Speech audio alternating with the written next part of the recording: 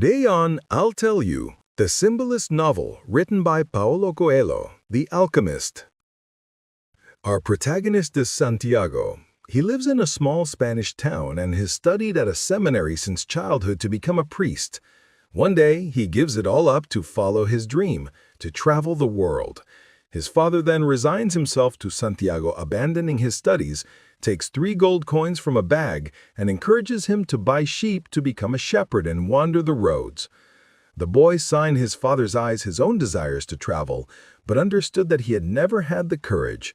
His father blessed him, and the next day Santiago took his jacket, a book, his flock of sheep, and left full of joy. Santiago had a recurring dream, where a small child played with his sheep and pointed to a place where a treasure was hidden. When he arrives in Tarifa, he meets a gypsy fortune-teller who offers to interpret his dreams. The fortune-teller reads his hand and tells him that he must go to the pyramids of Egypt to find his treasure. She also makes it clear that she will not charge him for the fortune-telling if, in return, Santiago gives her 10% when he finds his treasure. Incredulous about the gypsy's predictions, our protagonist takes his sheep to pasture and meets an old man named Melchizedek. They drank wine together to quench their thirst and talked about the book Santiago was reading. The old man then took a branch and wrote in the sand the name of Santiago's father, his mother, and things that only Santiago could know. Our protagonist asked, "Who are you?" Melchizedek then replied that he was a king and expected him there the next day to collect the 10% of Santiago's sheep that was due to him. The next day, the boy took 6 sheep and went looking for the old man, who, upon seeing him, opened his cloak, showing a gold breastplate covered in precious stones. He took out 2 stones, one white and one black. One meant yes and the other meant no, but to get an answer, he would have to ask fair questions. The old man told him, "The treasure is in the pyramids. You already knew that. You gave me 6 sheep as payment for helping you make that decision. But from today on, learn to make your own decisions. See your personal legend through to the end." Santiago then sold the rest of his sheep and set off on his journey to Africa.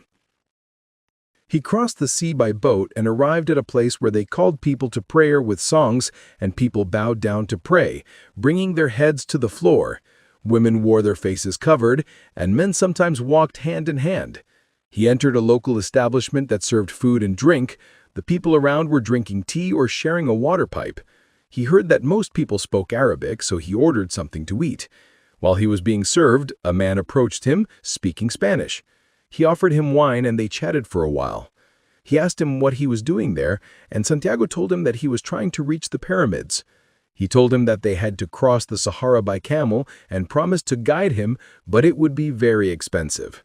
Our protagonist gave him the gold he had on him, and they left for the Tangier market, where the man disappeared into the crowd, stealing all the gold Santiago had.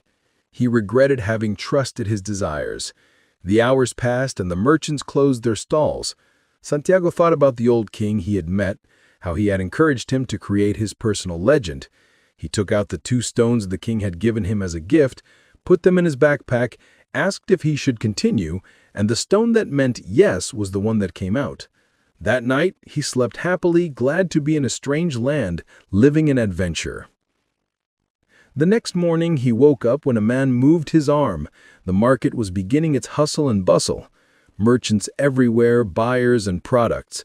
He helped a pastry chef open his shop and recognized in him a person who felt good about what he was doing. Santiago then thought of following the omens. Although they did not speak the same language, they understood each other perfectly, and when they finished, the pastry chef offered him his first baked dessert. Then he went out to wander the streets of Tangier. Along the way, he noticed the crystal shop, went in, and offered to clean the vases. He told the merchant that he would clean all the vases in his shop if he would give him a plate of food, and the merchant did not say yes or no. While he was cleaning, 2 customers entered the visibly run-down shop. When he finished, the merchant told him that it had not been necessary for him to clean. The Quran obliged every believer not to refuse a plate of food. They then went to a nearby bar and ate together. When he had been working for 2 months, it occurred to him that if he sold the jars filled with tea, they could sell even more. So he suggested it to the merchant, who accepted, and saw that it gave him very good results, just like the previous things the boy had suggested. After 11 months of great success, he told the merchant that he had saved enough money to continue his journey. The merchant thanked him for bringing the soul back to his business and blessed him. The young man had the necessary money to buy a camel and venture into the mysterious desert, but he didn't know where to start. He returned to the market where his gold had been stolen and met another young man who, like him, wanted to go to the desert. Then an old camel driver told them that a caravan was about to leave to cross the Sahara, and the boys decided to follow the old man to join without much deliberation. At dawn, the caravan departed. As they walked, Santiago managed to stay entertained observing the very quiet desert, while the other young man, whom they called the Englishman, entertained himself by reading the books he had with him. After several days had passed, the old caravan leader announced that they would no longer like bonfires at night because there were rumors of a war, and they would head to the oasis as it was a neutral place. When they arrived at the oasis, some villagers guided them there and gave them lodging in some tents. The purpose of the Englishman's trip was to find an alchemist and learn from him. He told Santiago about the soul of the world, this unique thing that allowed the alchemist to understand everything on the face of the earth because it was the language by which all things communicated. This discovery was called the Great Work, which was composed of a liquid part called the elixir of life, which cured all diseases and prevented alchemists from aging, and the solid part called the philosopher's stone, which had the property that a fragment of it was capable of transforming large quantities of metal into pure gold. The next day the Englishman asked the boy to help him look for the alchemist, and so they did. They asked people, but they were told that they should wait until the end of the war to see him, because even the tribal chiefs could not see him when they needed to. Santiago approached a very young girl who was not dressed in black, so he was able to speak with her. She wore a veil on her head and her face uncovered. Santiago immediately felt love. He asked her name, to which she replied that her name was Fatima. The girl told them that the wizard they were looking for was outside of the oasis to the south, so the Englishman went in search of him. From that day on, Santiago would meet Fatima, and they would talk about their lives, who they were, and what they wanted. One day, Santiago asked Fatima to be his wife, that he loved her and that she was more important than any treasure. Fatima only replied that warriors seek their treasures and the women of the desert are proud of their warriors. She promised him that she would wait for him until he reached the end of his personal legend. Santiago looked up at the sky and saw two hawks attacking each other. He then understood that it was an omen that the war would reach the oasis. He immediately notified the tribal chiefs, who were skeptical that the omens were revealed to someone who was not a Muslim. Still, they prepared the warriors, and that night they defended themselves. At the end of the battle, a man dressed in black, mounted on horseback, with a falcon on his shoulder and brandishing a blood-covered scimitar, shouted, "Who dared to interpret the prophecy of the hawks?" Santiago answered, and the man approached him. He thought he was going to kill him, but the man revealed his face and asked him to seek him south of the oasis. Santiago then knew that he had found the alchemist. Paulo Coelho uses symbolism in his story, creating adventures and characters that could be biblical.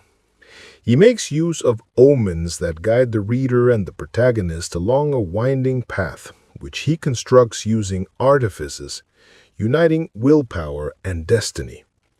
The tribal chiefs rewarded the boy with 50 gold coins, and he then set off south in search of the alchemist. When they met, the alchemist was carrying 2 dead hawks.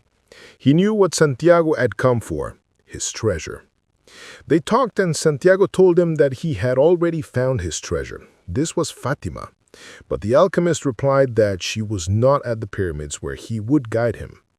The next day, Santiago said goodbye to Fatima, promising her that he would return, and Fatima replied that she would go to her Bedouin tent that night and every night with that hope. After a week of traveling in the desert with the alchemist, they encountered 3 warriors. They asked them what they were doing in that place, and the alchemist replied that they were hunting with the falcon.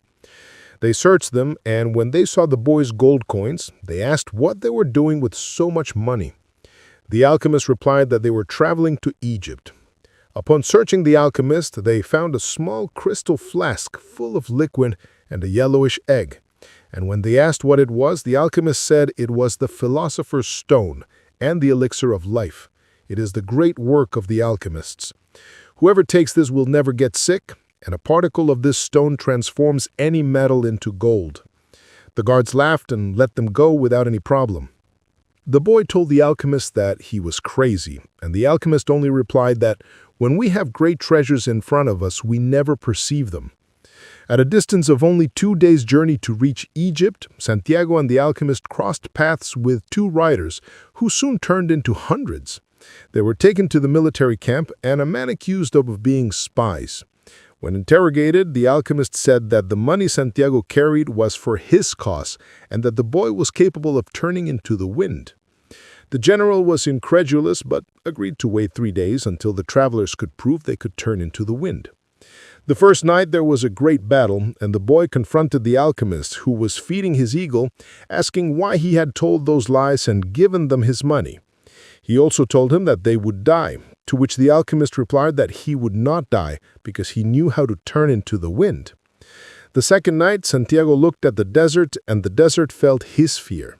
On the third day, the boy spoke to the desert and told it that its sands sheltered the person he loved the most and asked it to help him turn into the wind so he could reunite with her. But the desert could not do that. Santiago then asked the wind, but for the wind, that was not in its power. Then he asked the sky and the stars, but the sky could not turn him into the wind. Then the boy got in touch with the hand that wrote all, with the universe, but received no answer. Even so, he prayed a lot, a prayer that was born from his heart without words and without requests. Then the wind blew, blowing as hard as a storm, and when everyone realized it, the boy was no longer in his cell but next to a sentinel outside the camp, all covered in sand. The warriors freed them and they continued on their way. The pyramids were only 2 hours away. The alchemist then stopped at a monastery and asked the monk for his kitchen. There he melted some lead and took out the yellowish egg-shaped stone, from which he extracted a splinter as thick as a hair, covered it with wax, and submerged it in the molten lead, turning it into gold. The alchemist then divided the gold into 4 parts, one for Santiago for the coins lost to the warriors, one for the monk for his generosity, one for himself, and the last part he gave to the monk to keep in case our protagonist needed it. He then told Santiago that their paths separated there. The shepherd should finish the journey alone and complete his personal legend. The young shepherd walked on, listening to his heart, and then heard it say that when he reached his destination, he would cry. Then his heart leapt. He looked up and saw the pyramids of Egypt standing solemn and majestic. He fell to his knees, thanked God for having faith, and began to dig in the sand where his tears had fallen. Some ruffians approached him, asked him what he was looking for there, searched him, and took the gold the alchemist had given him. They interrogated him and beat him until his mouth bled. Santiago confessed that he was looking for his treasure because he had a reoccurring dream that he would find it there. The leader of the ruffians ordered him released, and then spoke with Santiago, telling him he was stupid for believing in a dream. He himself repeatedly dreamt of a treasure in an abandoned convent in Spain, buried among the roots of a tree, but he was not naive enough to cross a desert to look for it. When the ruffians left, the boy got up and contemplated the pyramids. They smiled at him, and with his heart full of happiness, he now knew exactly where his treasure was. Santiago returns to the monastery for the gold the alchemist had left him, and then returns to Spain. He went to the place where he used to be with his sheep, dug at the roots of the tree where he rested, and found a trunk with old Spanish gold coins, jewelry, gold masks with feathers, and many more treasures. He thought it was a treasure from the conquest that the country had already forgotten and that the conquistador had not told his children. He put Urim and Tumim in the trunk because they were also part of his treasure. The wind blew, bringing with it a scent he knew, and the sound of a kiss was placed on his lips. The boy smiled and said, "I'm coming for you, Fatima." This was the end of the adventure conceived by Paulo Coelho. Do you think the author forced many situations? Did things resolve themselves, or was it the protagonist who generated the changes with his actions? I welcome all types of comments, thoughtful and biting. Feel free to write them. And if you can, help me with a like by sharing the video or by subscribing to the channel, which I will greatly appreciate. The book I wrote is also a book about a journey. It is called The Spectacle of Life. And if you want to get it, the details are in the description. Greetings, and until next time.